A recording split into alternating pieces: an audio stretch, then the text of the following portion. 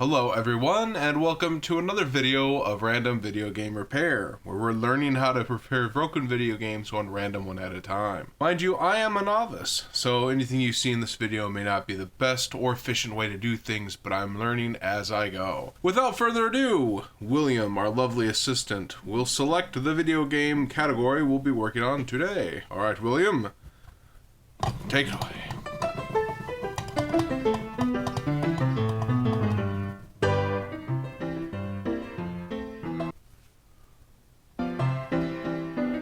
Game Boy Color! Alright, thank you, William. And let's pick our Game Boy Color game out.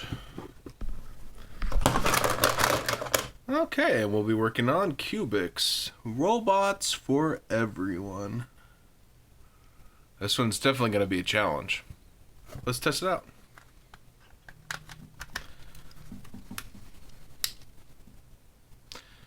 It's like a distorted Nintendo logo, which means that we're not getting connectivity to the ROM chip and mapper, potentially. Which could be dirty pins, broken contacts, or ROM issues with connections to the board. Let's go and open it up and see what it looks like.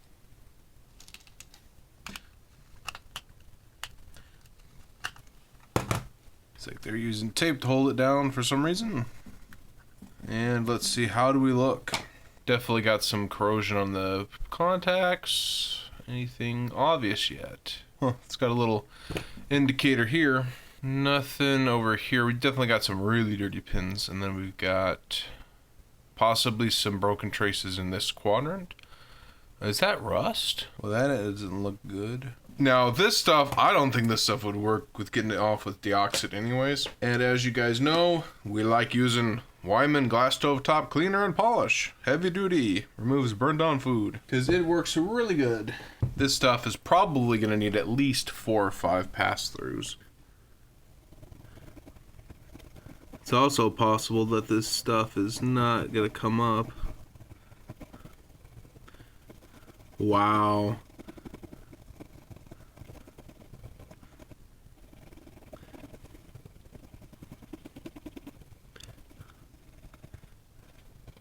Look at that. That is just nasty. We're already having to bring Benny out already.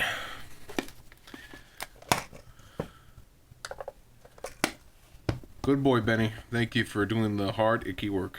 Alright, we're going to keep on going at this. Sort of like Chewbacca crossed with a xylophone or something.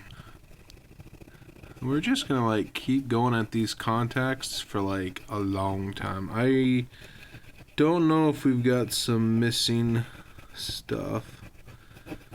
We shall find out.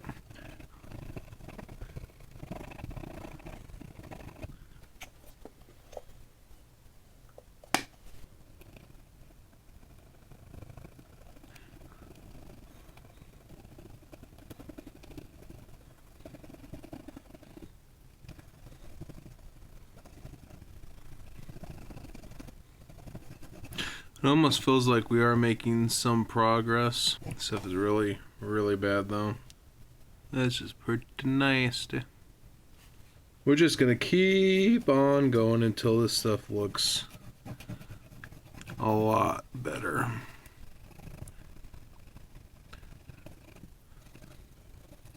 You know, I tell you what, we're gonna go ahead and hit this up with some isopropyl alcohol and see how it looks right now. Alright, let's try some isopropyl alcohol, 91%. Nothing fancy, just some Walmart brand. And let's see how these contacts look.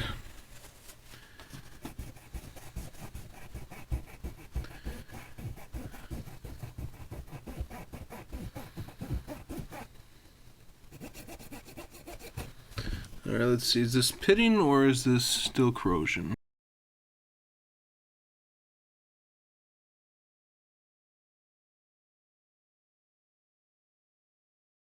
So let's go ahead and grab our multimeter, uneven Steven. Okay, now we're getting beeps on the probes. Now we can check out this area. Not horrible so far. A little bit sketchy, but it's not horrible. I think we are better. It's not 100,000% great, but that's better. So what I'm going to do is go ahead and flip the board around, and let's go ahead and clean this area. And I think this is just fluff from the cleaner. It'll clean it up pretty good. But we have to check this area. We might have a broken trace somewhere. But yeah, let's go ahead and do it and go ahead and test the game itself. I need some more Q-tips. And we're just going to use some more stovetop cleaner. And I think this stuff does really, really good for cleaning everything up, so.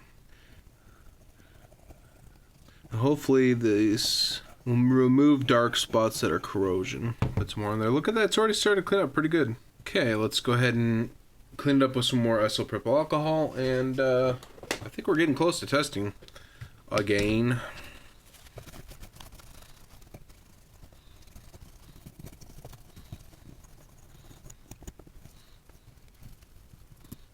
Alright, and it's about as good as we're gonna get it for now. Definitely have an issue here. Right, so now I am not a professional, I'm not an expert, and I am still learning. But if we have VDD connecting with ground, then that may mean there's some corrosion or some connection where it shouldn't be. So let's go ahead and make sure we don't have that before we put this back in. I don't think we're gonna have that because I think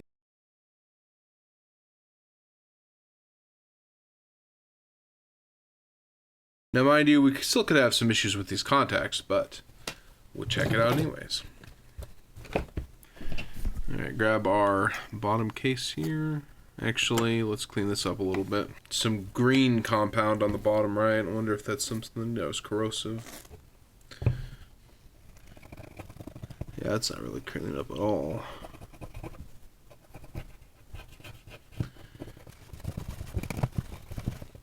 Alright. That's about as good as we're going to get it. It's a little better. Let's go ahead and put this thing back in. Grab our front case, put that in. We're going to grab our screw, why not? There we go. Alright, let's see, have we done any improvement? Have we fixed it? Is it good?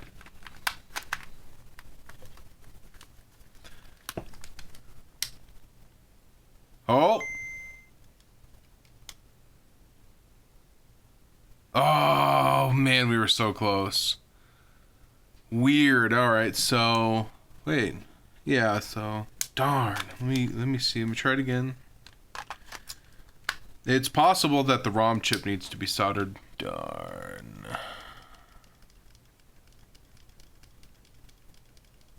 Nope, nothing. All right, well. So we've got something more issue going on. I think. Oh yeah, forgot. I put the screw in. I think what we're gonna have to do is go ahead and switch out to the microscope down, and I'm gonna have to switch out to the microscope and check the integrity of this ROM chip and the mapper. And we could also look around and see if we've got any more shorts or breaks. And yeah, maybe there's just one little break somewhere, perhaps. Possible. This has got to be one of the craziest ROM reflowing I've ever done. Got a Dollar Tree pick tool here and just checking the integrity of these legs, and all of them are 100% solid, no movement at all. Switch over to the other side, and this is where it starts to become a little bit crazy when we get to the last pin, because the last pin goes whoop, and it went all the way to the left. It looks like a golf club now. So I was quite alarmed and disconcerted about it. Concerned.